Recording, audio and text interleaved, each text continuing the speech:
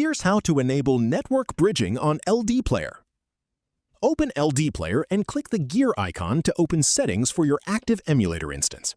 Click on the Network section. This may appear under Network or inside an Advanced or Engine area depending on your version. You will see a default NAT mode that shares your PC's connection and a bridged mode option that places the emulator directly on your local network like a physical device.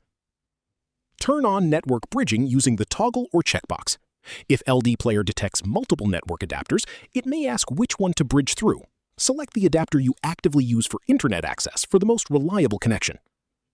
If the option is grayed out, try running LDPlayer as an administrator, closing extra instances, or temporarily disconnecting any VPN.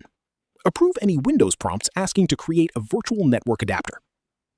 Click Save to apply the changes. Some versions will ask to restart the emulator or network service. Accept this so the new configuration takes effect. After saving, the emulator will request an IP from your router, and apps relying on local discovery or peer-to-peer connections will behave more consistently. If you run into connectivity issues, simply return to the same network section and switch back to the previous mode. If this helped you out, hit that subscribe button for more straight-to-the-point tutorials on step-by-click.